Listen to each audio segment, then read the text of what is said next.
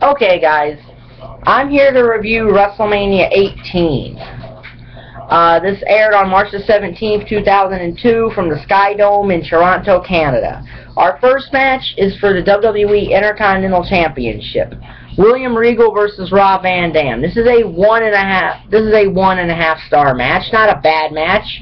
RVD won and thus won the Intercontinental Championship, which in the next couple months would end up also being unified of both the European Championship and the Hardcore Championship.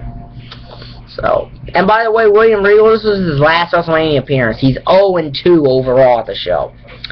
So, then we get the WWE European Championship match. Diamond Dallas Page versus Christian. 2 stars here. This is a okay match. It's good. Diamond Dallas Page won with the Diamond Cutter in his WrestleMania wrestling debut. He was at WrestleMania 6, leading Rhythm and Blues down to the ring for their performance in a pink Cadillac. So next, the WWE Hardcore Championship match, Maven versus Goldust. No stars as a match because this is more of a setup to an all-night angle in a way.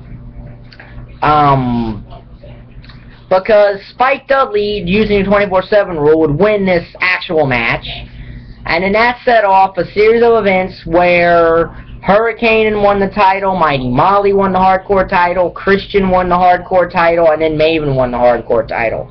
So it went from, it had 5 title changes in this one night, starting with this match. Spike won from Maven, Hurricane won from Spike, Molly won from Hurricane, Christian won from Molly, and Maven won from Christian. So, due to that, it's 0 stars. So our next match is Kurt Angle versus Kane. 2.5 stars, good match. Angle wins with a roll-up with his foot on the rope. Next match, no disqualification match, Undertaker versus Ric Flair. 3 stars. This match told a very good story, had a very good story behind it. And unlike a lot of Ric Flair matches, where I think he's just bladed when it didn't make sense, the blood in this makes sense. It makes sense given the story of the match.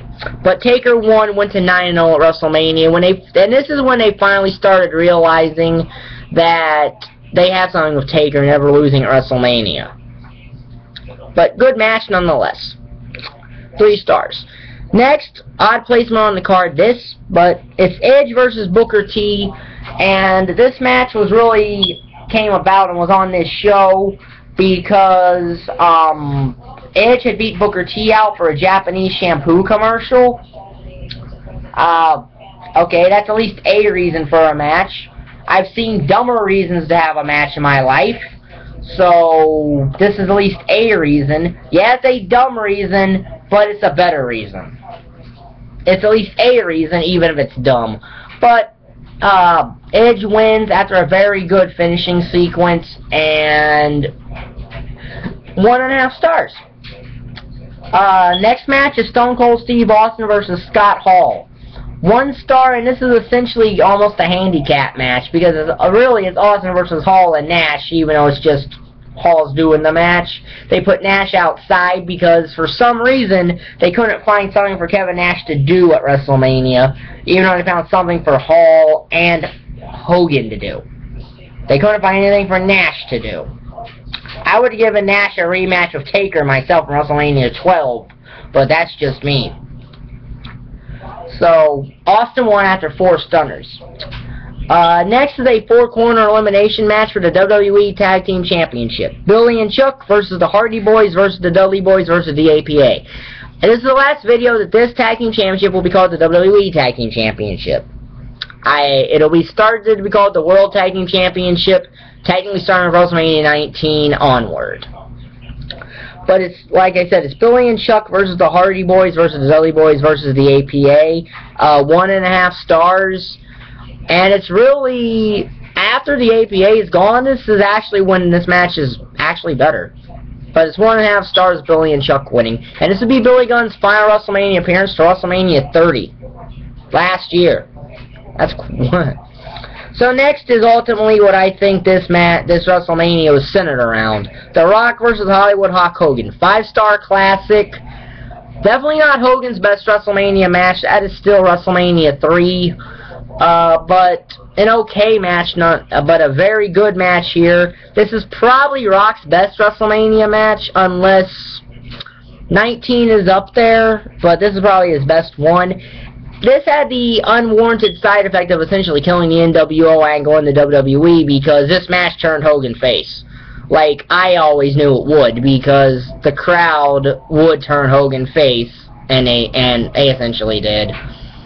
Rock won. Now, this also had an adverse effect on the next two matches, because, well, the crowd was deflated after this.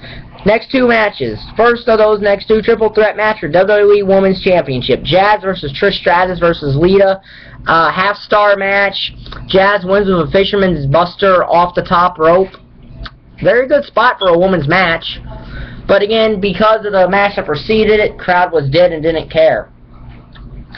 Same thing for the Undisputed WWE Championship match. Chris Jericho versus Triple H. 2.5 stars. Added also to the fact that they showed the history package to this match by having Johnny Bull sing it in the middle of the show. I've always thought that was dumb. But anyway, it's not a bad overall match, but again, it should not have been the main event. It's 2.5 stars. It's a really forgotten main event, which isn't bad, but because they had to follow Rock Hogan, you know, Rock Hogan should have main evented this show. That's a mistake that the WWE did not learn from until WrestleMania 26, because they would do it 2 other times, by the way. Having a match that deflates the crowd in the middle of the card or where it should not be. Those 2 examples are WrestleManias 24 and 25. So, but yeah, 2.5 star match of Triple H winning. The only pop the audience really gave was when Triple H pedigreed Steph.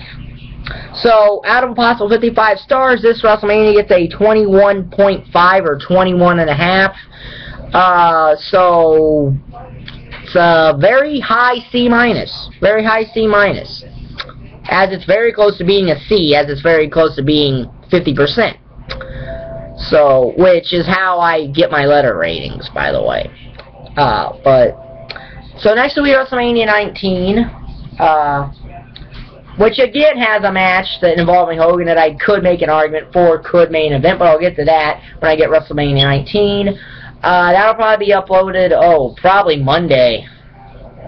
I'm busy tomorrow, and so I might watch it Saturday, but I might not. So Monday will probably be the most tentative time for that being up. So this video will be in WrestleMania Review Series playlist. If you like the video, like button is down there, subscribe button is down there, and if you want to, leave a comment. And thank you for watching. Bye.